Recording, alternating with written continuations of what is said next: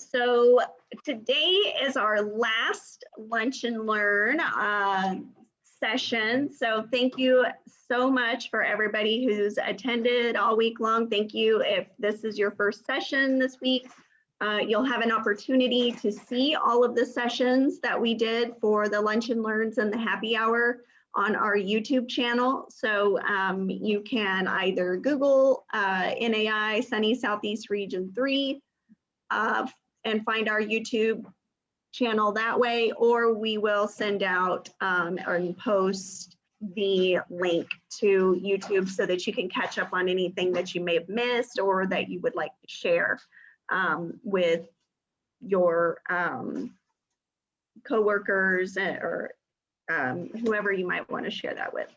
So our session today is going to be Zoom Teaching Interpretation in COVID World by Dr. Eric Knackmuhs. And before I properly introduce him, I do want to go over a few housekeeping items. So during the presentation, if you could just keep yourself muted. You'll have an opportunity to unmute yourself once Eric is finished with the presentation, and we will have a discussion afterwards. If you are able, please turn on your camera so that we can interact face to face.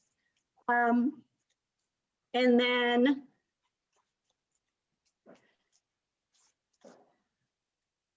if you can, so we do take, we kind of take attendance. That way, if anybody needs credit for recertification, we have everybody's names. So if your full name isn't on your screen, please change that first name, last name.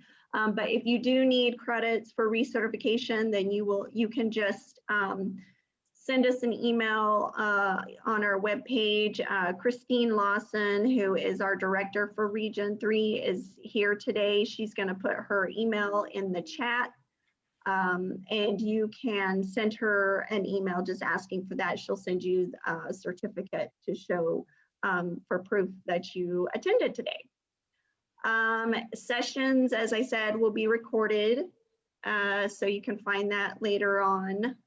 And then last but not least, we are looking for a host for our 2022 regional conference, which we're hoping is going to be in person. So if you've been to the sessions all week, you've heard us pitch this. So maybe you're starting to think about it, thinking about doing it. If you're not sure and you're on the fence, just you can always let one of us know and we can help you out. You'd have a whole big team helping you, so you would not be doing it alone. So without further ado, I am going to introduce our presenter today. And as I said, the title is Zoom Teaching Interpretation in COVID World. And Dr. Knackmuhs has worked as an interpreter for 9 years at Alcatraz Island, Cape Hatteras National Seashore, and Death Valley National Park. He then went on to graduate school, earning his master's degree in resource interpretation from Stephen F. Austin State University and his Ph.D. from Indiana University. He is currently an assistant professor at Western Kentucky University, where he teaches in the Recreation Administration program, which includes their undergraduate interpretation course. He and his wife have a 1-year-old boy who they are already introducing to the national parks and the national areas around them. So with that, I'm going to turn it on over to Dr. Knackmuhs. All right, thank you. Christy, for the warm welcome, and thanks everybody for having me. I was telling Christy before, I regret that I didn't attend any of the other sessions this week. Just kind of had a hectic week with our 1-year-old Benjamin having some sleep regression and other obligations. I didn't take anything extra on this week, so today was a typical day. I was up at 4:45. I was back to sleep at 8 o'clock, slept till 9 o'clock, got up, came in here. So it's been kind of a week. So let me start off by sharing my screen here. I'll have a few slides to go through. Well, I shouldn't say it like that, right? That doesn't generate a lot of enthusiasm. I have a few great slides to share. You won't believe how each one is better than the last. So what I would like to do is tell you about the course that I taught actually last spring, and just kind of share some feedback that I got from students and my own feedback. And then I'd like to spend the rest of the time, the bulk of the time, taking advantage of the 20 people we have in the room here, as I suspect that some of you also teach interpretation and lead trainings and have some of your own lessons learned. And so I think that the opportunity that we have is sometimes missed when we just take up the whole time with one person talking. So I've been trying to do better at that. So keep me on my toes, and I'll try to keep it to maybe 15 minutes going through what I've learned, and then spend the rest we'll talk as a group. All right, so the course that I teach, we actually just changed the title to focus more on national parks, because we have Mammoth Cave National Park right up the road. So we're starting to work with them more closely, and also just to attract a wider range of students than just our majors. So typically, the way I like to teach the class is kind of like a workshop where we're standing up and doing interpretation from the first day with 2-minute talks and practicing specific techniques, doing field trips, observing programs. And so this was a second bi-term class. So it was just getting ready to start when we get the word everything is going to be online. So it was a sudden shift to an online format. So I wasn't too sure how it was going to go when we zoomed off into the internet. So I think at this point in our lives, perhaps we're getting sick of Zoom and maybe never want to see it again. But I think it is here to stay in some capacity. So I think it is important for us as interpreters to use as a tool, especially in conjunction with other virtual platforms that we've been using, like social media. So important to reach new audiences, but also to keep our current visitors engaged. It could open up some opportunities to continue virtual trainings and workshops, I think, going into the future. But the big question I had for myself as we're heading into this class around this time last year, right, was, is this going to help students who have never heard of interpretation, have no experience? Are they going to be able to learn and develop the skills and confidence to do interpretation in general? And then specifically, will it help them to be able to do these programs in this format, as that might be important, going forward. So just to give you an idea of the way we did it, since it was a bi-term class, it was just 7 weeks with, the last week being finals week. So we met for 2 hours, 2 days a week in Zoom, and a typical class session would kind of follow this format. We'd have a few students do some 2-minute talks. So you might be familiar with those from your own interpretive trainings. So I learned about it, but they do it a lot in Toastmasters and table topics, things like this. Then we'd have, kind of like today, a short, lecture, introduction of the topic for the day. Maybe I'd show some examples, and then we'd do breakout rooms and student presentations. So, for example, we might talk about early in the semester a lecture about tangibles, intangibles, universal concepts, have them discuss it and work in small groups, and then have everybody present a tangible object that they have, around them on their desk or in their homes or whatever. So that's the typical format. And then we had a mixture of kind of traditional and online assignments. So I added in some of the EPLI courses. We did the online discussion forum, which I know is like universally loathed, but then just a little bit about the assignments. So they did a virtual site visit, where they basically visited a website of a park and gathered some basic information. A media product, where they created either a web page or a short video, And then the interpretive program was your traditional, just 10-minute standalone talk as the project at the end of the semester. So I wanted to know how well this would work, being new to Zoom at the time myself, if it was going to help students learn. And so just a disclaimer that it's really, not the results of a study that would be publishable, more so just student feedback that I asked for to see how their experiences went. And I think the important part is to then discuss afterwards. I'd be interested to know how your experiences are similar or different, what lessons you've learned, what's worked for you, and sort of use these results as the conversation starter rather than the whole conversation. I won't share all the questions that I asked, but maybe just the ones that are most pertinent. So which assignments were the most useful? So the media product, the virtual site visit, and the traditional interpretive program. And then the least useful were somewhat surprisingly, right, these online EPLI courses and the discussion forum. I guess that one wasn't too surprising maybe. So without having a lot of familiarity with all these, the point that I want to make with this question is just that what we found was, I guess shouldn't be surprising, the interactive, doing it yourself types of assignments, right, were more useful to students than the more passive reading and listening types of assignments.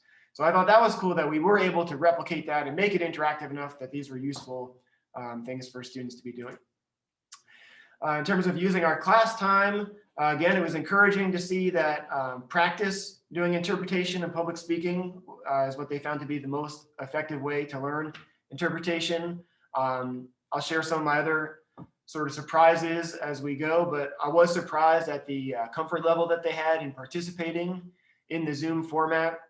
I feel like for me, when I've done these kind of things, like I often maybe get more nervous than when you're face to face. You're just looking out at a bunch of squares, literal squares. I'm not putting you down, you're a real square. Looking at squares of cool cats, and then the lecture and viewing examples. So, this is kind of what we focused on most of our time. And a lot of times in the teaching world, we talk a lot about facilitating discussions and being the guide on the side, as we do in interpretation as well. So it's kind of interesting that those things were sort of less effective uses of time. It was more, let me learn about what I'm supposed to do and let me try it myself. Worked out pretty well. So I think it's important. The way I do it is to get students, like I said, from the first day, doing the 2-minute talks. They don't need any prior knowledge, and I tell them just get up in front of the group and get some words out. Battle the nerves, get some words out, and that's a win for the day. So it's hard to tell sometimes what is working and what's not working with the virtual format because you don't have the body language and the it's hard to tell if people are watching intently or if they're watching a YouTube video of something else in the background. So using the class time for practicing interpretation seemed to work well. And then I was looking at just a couple of self-assessments for students in terms of how comfortable they felt, how much they built their confidence, how well they felt their skills developed. So I don't know why the Qualtrics printout only allowed you to do in half-person intervals. So obviously there's no 1.5 people responding, but this is just the number of students that responded. So confidence was a lot higher for 4 students, a little higher for 4 students, and about the same for 2. So generally able to build confidence through Zoom. Ability to deliver a program through Zoom. 5 felt extremely confident that they could do that, take their program and do it in a professional setting. 3 moderately confident, and 2 that were neutral on that one. Skill level, right? Everybody thought that their skills improved. 6 extremely, or 6 improved a lot, and 4 improved a little. So that was encouraging as well. And then Zoom meetings were useful in developing my interpretive skills. So again, a good bit of agreement on that. So the most negative feedback I got was just the Zoom fatigue, that it's just 2 hours, 2 days a week was a bit much to be on Zoom, given all the other classes they were taking as well. So lastly, similar breakdown with students feeling comfortable doing the activities that we did in class as they would in a face-to-face environment as well. So obviously I got, some feedback from students throughout this semester as well, but it's still encouraging to see at the end that we can do it this way and still see improvement and developing of confidence and skills. So there was a good progression you could see from class to class and week to week that students were kind of getting it and implementing new techniques and building their confidence, and I think getting more comfortable with each other, being a small class as well.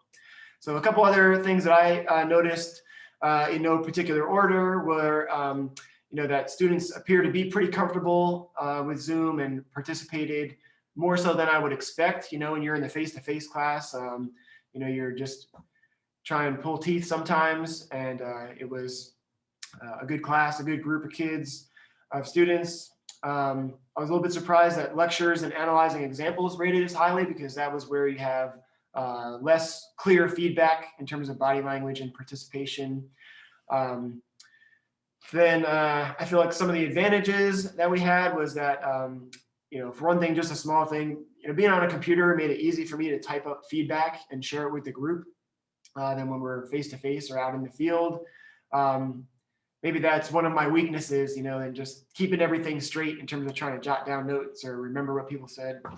I thought the breakout rooms were really a good feature. Maybe it makes it a little bit more difficult to break the ice, so I go from breakout room to breakout room, and some students are chatting away and others are just, quiet. And you say, so how's everything going in here? But I think that's a good feature that we're able to take advantage of. Obviously, sharing my screen and being able to show examples of videos or media products, showing them, here's some of the ways you can look at a park website to find the research information you're looking for, management documents and things like that. Like I said, there was a noticeable improvement in skills and confidence for most students. I don't know why exactly, but maybe because we're able to share images more easily. We went through the exercise of guided imagery of, going from the typical, welcome to this park, yada, yada, yada. Here's the start of my program back in 1851, da, da, da, da, da. Every student just showed dramatic improvement after we went through that. And we used, you all might have used this a lot before, the Interpreter's Guidebook by Jim Buchholz and company. So I find this to be a great resource as well. So maybe you all do too. And then some of the challenges, like I said, Zoom fatigue. And then, I strongly encourage students to not have any notes when they do their program, so that they get familiar with, talking in a conversational, understandable way rather than reading something they have printed out, typed up and printed out. So it was a little bit harder to enforce that, with their computers being in front of them. And then unrelated to Zoom, but it was difficult for students to do enough research to do their talk in just a couple of weeks, coming in without any prior knowledge. So to sum up, I felt like Zoom was effective. It still allows students to practice, to do interpretation, to be creative. It helped to develop their confidence and skills. Students were comfortable and developed enough skill in which they could use Zoom to deliver interpretive programs in the future, and made them well prepared to enter the workforce, where I think this will be a useful skill to have, doing virtual programming to reach broader and greater audiences now and continuing in the future. So yeah, so I just think that we can spend our time most usefully. The best use of our time now will be to discuss what your reactions are to these results, what you do, what your experience has been like, what skills you would look for in a new interpreter, given potentially the new importance of this kind of thing. So I feel like I'll just kind of open it up to questions, comments. A phrase I've been using recently is thoughts, questions, or epiphanies.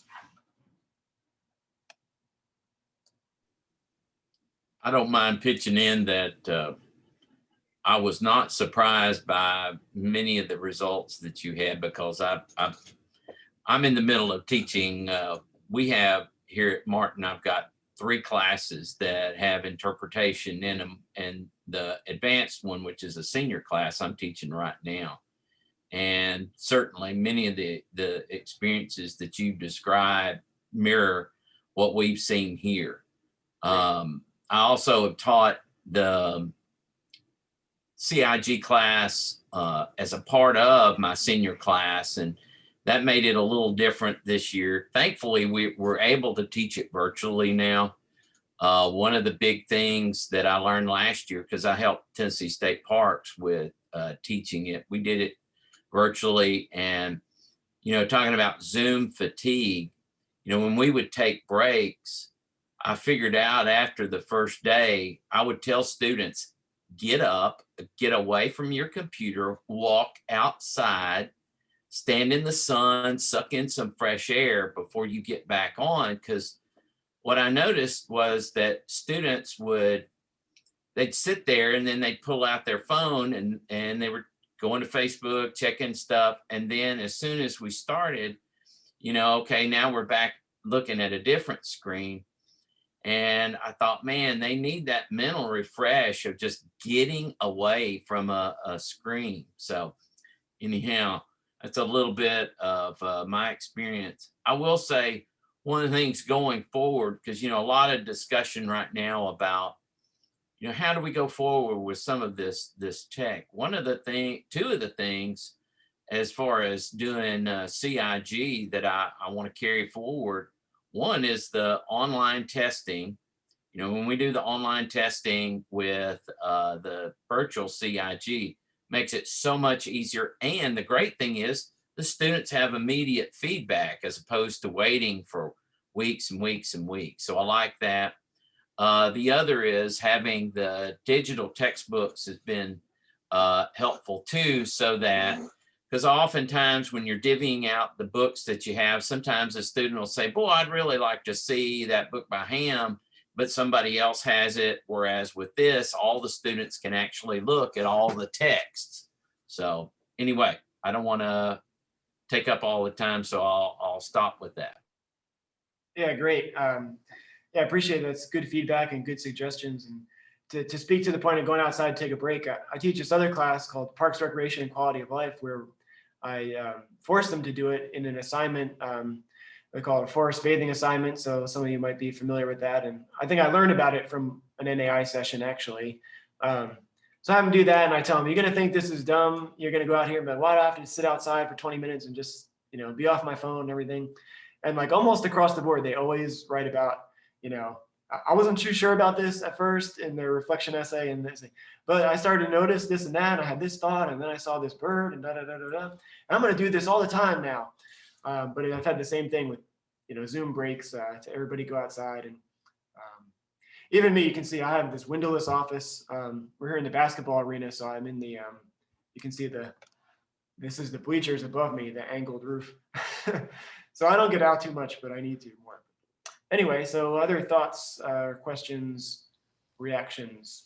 I was really curious about how they had said the most useful activity was practicing guided imagery. That seems like that would be tricky on Zoom when you're not sure they're with you or something. How did that work? Yeah, so that was more my feedback because I just thought that was the technique where they had the most dramatic improvement. And yeah, I'm not really sure why that seemed to work more, if it just resonated with them. There's a great example in this book. So maybe that's actually a non-tech or a low-tech answer because, yeah, I was just seeing the example of it, I think, or hearing it, just the difference between what they already had come up with versus this. So I was like, telling them to picture a place in your park. So maybe they had found an image, and now we're going to just describe this as if we've never, since we're not there, right? As if we've never been there. So I think maybe that helped them to emphasize like, that they have no help because we can't see it. So maybe that's why, but I'm not really sure why that one just seemed to be the most dramatic improvement. But. And Kristen has her hand up to ask a question. Oh, sorry. Yeah, go ahead. Yeah, no, sorry. I'm used to using the things there. So hi, I'm Kristen. I'm in Mecklenburg County with Christine Lawson. And so we've all been trying to adapt a lot of what we already teach to virtual platforms. And something that we've come up against is not only do you need to know your material, you need to know what's out there to use virtually. So take like a trivia night or a trivia game. Do you do it Jeopardy style? Do you with like a buzzer, which was one that I went to personally on my own time with my daughter? Do you do a Kahoot where everybody gets to answer and it's how fast you answer that gets the points? There's all these different ways to kind of get to the same end. And you need to know your material, you need to know your audience. And you almost need a class just on what's out there and how to use it and maybe applications for it. And then you really just need to practice it. So it's not just the material, it's the resources that maybe, people also need to be taught what's out there and how to use. Yeah, I found in some of my other classes that I've done Kahoot and then Mentimeter is sort of a more similar, it's kind of a more interactive PowerPoint. We can put in questions and polls and things. You can do polling in Zoom. I haven't really done that too much, usually just a, icebreaker kind of things. And then I don't know how applicable this will be in interpretation, but maybe for trainings, like Edpuzzle is a great one that I like because in Edpuzzle you can create a video or pull a video off the internet and then embed questions in it so that the video pauses automatically and you can't skip forward until you've answered the question. And I think the great application of it for interpretation is that you can put programs on there, and this is what I'm planning to do in the fall semester. You can put programs on there and then you can stop the video and put in some what's the word, narration, some commentary. If it's a video that you created yourself, then you can pause and be like, so you notice here how Dr. Smart pointed to the lake that he was talking in front of when he wanted you to look across to look at the wild waterfowl or what have you. So you can break down and in live time, then stop and share some of the techniques that you want them to absorb.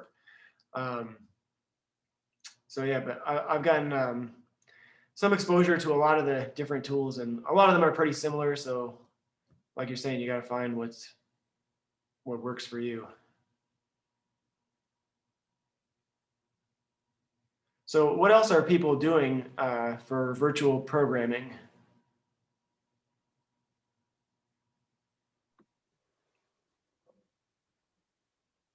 One thing that we have a monthly, every Saturday we have a Zoom training with our volunteer naturalist, and one way of finding more resources is to simply ask them sometimes before class to bring resources on a typical thing that they found.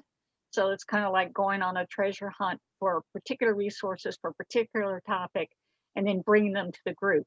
Sometimes we take a little time during the session to go look and then come back and see what we found that's good. Maybe it's a podcast, maybe it's, a video, a website, but they've come across some really great resources I wouldn't have known about had it just been me pecking and hunting and looking and all of that. So, that whole idea that the room is the smartest person in the space is really pans out there. Yeah. Cool. That's a great.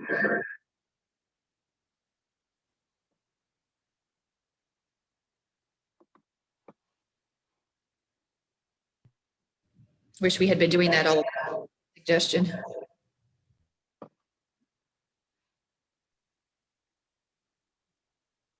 So I feel like I'm at an unfair advantage because I actually did I got my master's degree through an online program. And so when everything hit, I was just like, oh, what's the big deal?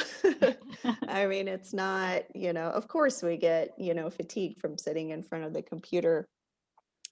But I don't know, for somebody who's really busy, I found it, really convenient. But did you have any students that actually enjoyed it that way? I think that some of them felt more comfortable. Standing up in front of your peers and seeing everybody was like anxiety inducing. So I think some enjoyed it more because you could be at home and be on your screen and you can make the faces small and things like that. And yeah, I actually think that just the length of time was the only thing that they really didn't like about it, at least that they told me about. And I feel like I was pretty good asking, like, anecdotally in class, here's 2 ways we could do the rest of class. We could do this or we could do this. What do you think will be more useful? How did class go today, even because this is like my first time doing it. So between that and the survey that I sent, and then the regular university feedback survey, I think they liked it pretty well. Yeah. I should have brought one of the students to co-present. One of the hard things is drawing kind of a group engagement. One of the things we saw early on is doing annotations. Really was able to draw people in. It also made made for some great icebreakers. So, you can, like I was monkeying around a while ago, and you can stick something on there and have different people highlight different things. One of the things that was fun is like put a map up in the United States, point to put a dot where you were born or places you visited, or put a state map up. Hey, where's your favorite state park? Those kinds of things. And I think it lends some engagement, because sometimes, especially if you're just staring at a screen, you can seem disjointed from it. It's just sort of like you're not really participating, you're just simply consuming. Yeah, that's great. Yeah, I love that idea. I haven't. Okay.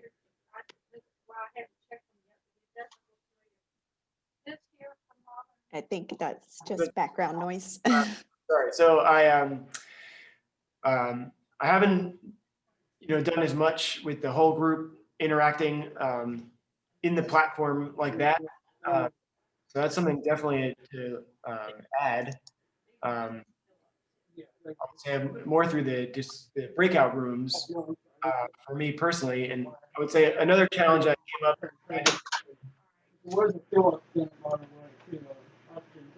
was that when you're practicing skills, like, I'd ask all students to give feedback, but, when one student is going, demonstrating a skill or practicing their introduction or something, and I'm taking diligent notes and sharing the notes with them, a lot of the other students would find that part, where you tend to tune out.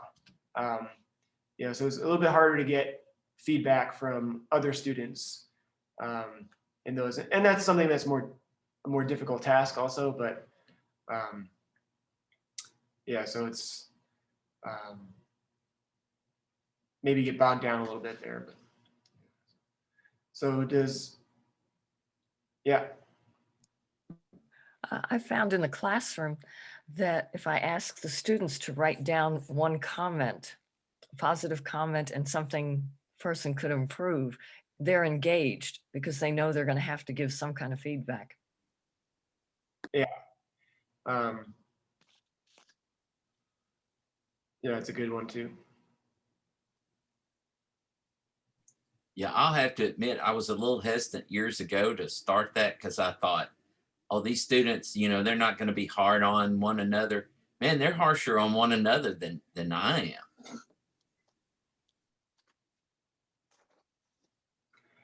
I try to teach them too, the positive, provisional, and specific feedback.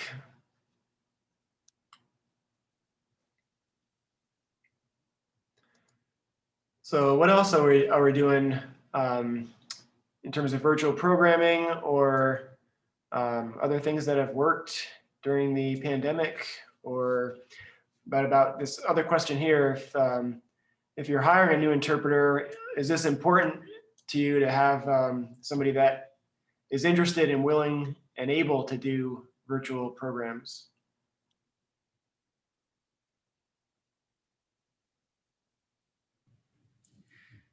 So we did a survey of our participants and just people in general through Facebook.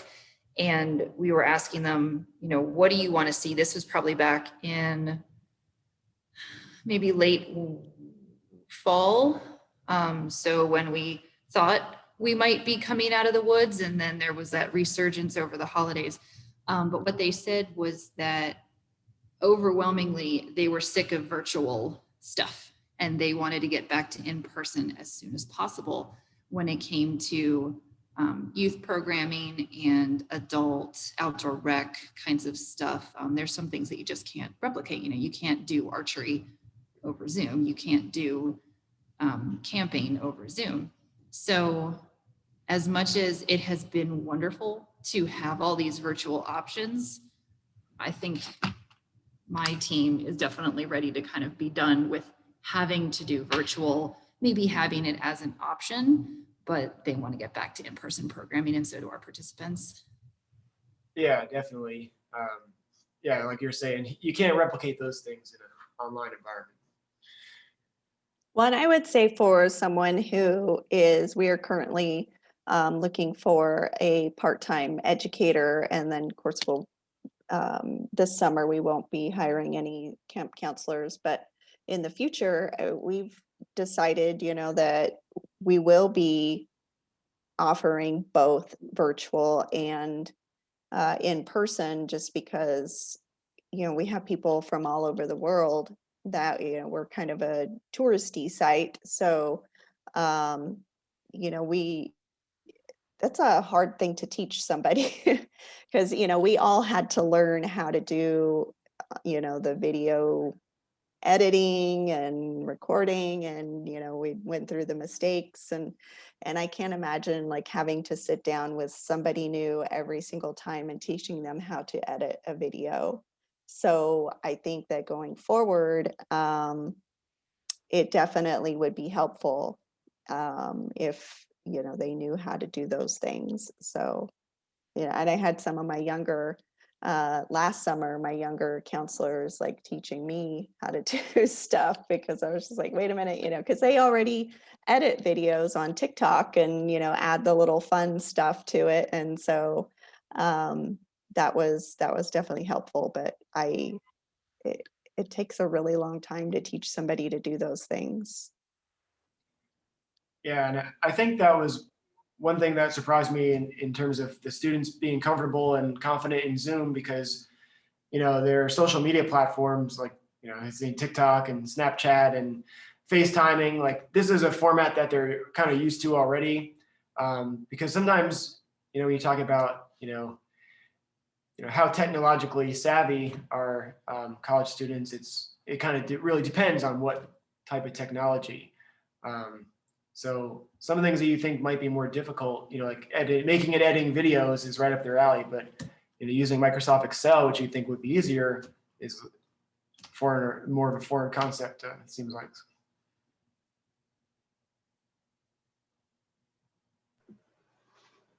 I certainly think that the pandemic has forced us older folks to embrace technology that we might not have.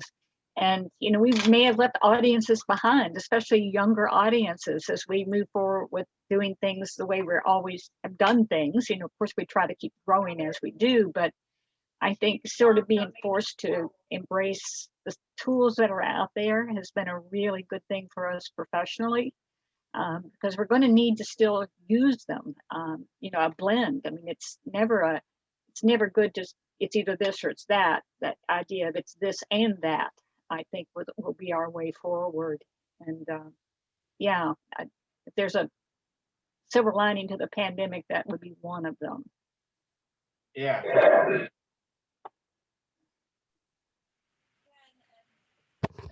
I would add, I've done some programs recently from a diverse audience. And one of the things about these COVID times and virtual things is when you're working with different groups, they have different things that you use. Not everyone uses Zooms. Some people want to use Teams or Google, whatever that is. So you kind of have to learn that. And then you have to, I was with a group and they were at a ladies club, mostly older. Some of them were so tech savvy. Some of them I just stared at their forehead the whole Zoom meeting. And you don't know what you're going to get on some of these. And that's been a bit of a struggle through some of this, but I always come at it and I tell them, we're all here exploring together. Like, I guess it's a year and a half now. None of us even knew what Zoom was. And look how great we're all are. So I try to come at it with a positive thing. But when I do interpretation, I do try to ask a lot of questions about their resources and do I need to run the meeting? Are you comfortable running the meeting? And being very specific about, I'm going to do a PowerPoint or I'm going to use video and links and these kind of things. And that has been a bit of a learning curve, and that's what is exciting, I guess. Yeah, and it's a good point about being able to meet your audience where they are in terms of their technological capabilities. We have students, here that, are at home for the semester and in a more of a rural area, and they don't have great internet access, or some that don't have a computer at home and they're doing it on their phones. So that presents challenges for those students, of course. So I felt like I did a really good job with that in the spring when we switched, and then when we were in the hybrid format this school year, I probably didn't do as good of a job reaching out to all those students as the first time around. But yeah, something to always be aware of, our audience's abilities or capabilities.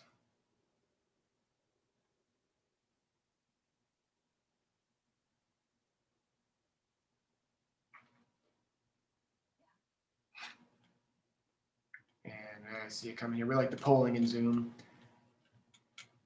Yeah, so I should have done a poll just to kind of demonstrate that if you haven't done it here. But the polling feature is a good way. The way that I use it is just to kind of get people talking at the start of class. Ask a question unrelated to the class, about the weather or the local sports game or what have you, just to get something that'll have a variety of different answers, and we can get talking a little bit.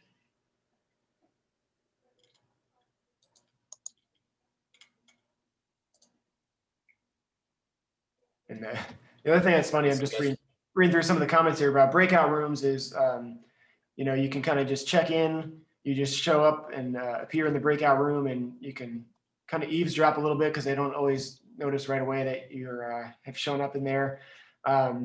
So it's great to hear what students are talking about. And in my case, it's funny when they might have slipped up in terms of a language or something, and then see that I was there and get all embarrassed. But the usefulness of it, right, is that you can check in and say, oh, this group is doing great, and then the next group, maybe it's quiet in there, and then you can facilitate the discussion with them and kind of check in on everybody, just pretty much the way you can in a face-to-face settings. Speaking of checkups, I think we need to check in with Tijuana and have a kitten update for today.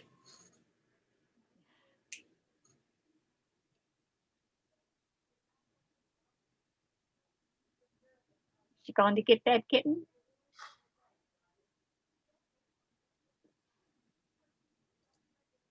They are still sleeping right now.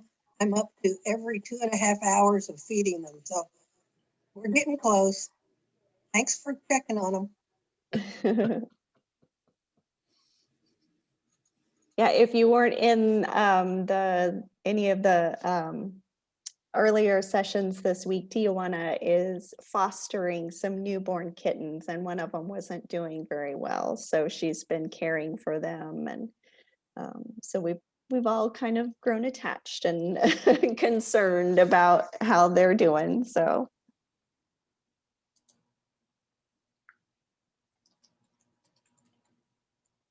It was asked also about the book that I mentioned about this book here, so I'll just put it in the chat for everyone.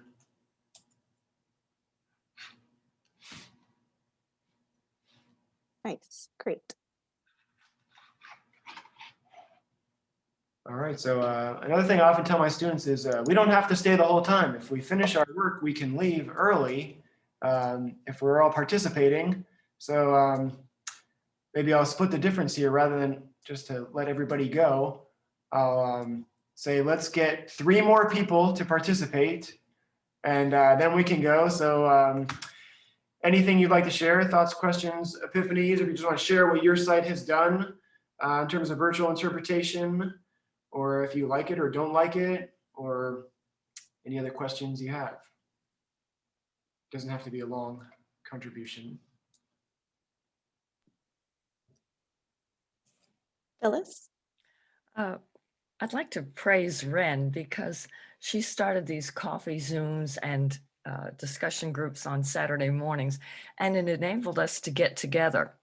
And I think socially it might have saved our sanity, but it was really nice to get together, hear the different topics, hear different people presenting. And I think it was wonderful, and I'm very grateful that she did that.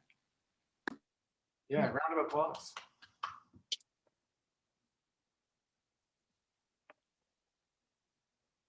Well, one thing that we did this past fall, which I definitely want to do again, was a virtual choose your own adventure at Halloween. And just an FYI, you can't call it choose your own adventure because that's copyrighted and you will be contacted.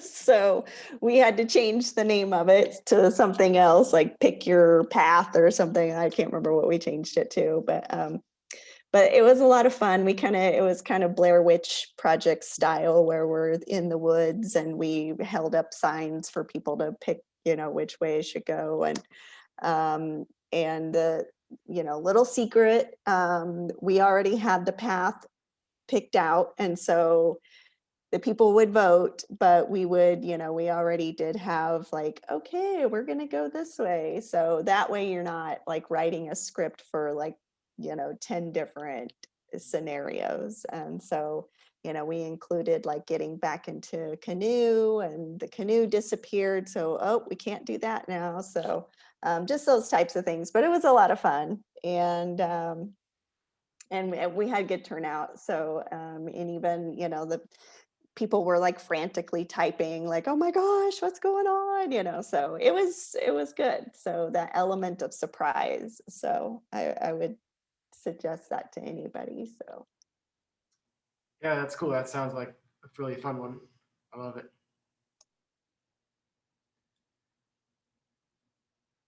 All right, so who wants the last word? Or the second to last word? I'll go if y'all can hear me. Can y'all hear me? Okay. Mhm. I keep switching equipment. I'm having to sit at the front desk, so sorry if it's been distracting. But I talked yesterday in my session about the virtual programming we were doing, and that was more about public programming. So I'll talk about school programming here for just a minute. So we have a contract with our local school district that normally they either come out here or we go to their school. But of course, being at home, we tried to change things to virtual this year. And we weren't really sure how we were going to do that, but we had our set programs that we typically teach, and we had to look at what the curriculum was and what we thought would be best to reach the students through a computer screen versus being able to actually hold and touch things. And I think it's worked really well. When the students were at home and they were on their own individual devices, so we could talk to them a lot easier. They could, unmute themselves and speak. But when they were back in the classroom, so they went back for a short period back like before Thanksgiving, and now they're back in school. It's a little bit more difficult when they're having the whole class to sit there. Because if you want to ask a question, you have to start doing more things like raise your hand if you think this. because you can't really hear. The teachers don't have microphones and things set up. Their classroom's not really set up for the technology the way it was just doing it when they were at home. So that's one of the challenges we've had, is trying to figure out what are some of the best ways to communicate with the students and get them to actually be able to respond where they're not able to speak as easily.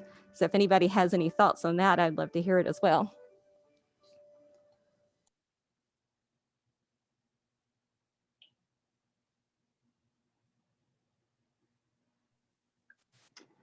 Just a thought, if you're talking about doing large group programs where you don't have audio, you could use some sort of almost like adaptive sign language. So maybe give them an ABC option and let them sign their answer to you. Yeah, I've done that. Have the kids hold up 1, 2, or 3, give them 3 options. I did that with first graders and it worked really well.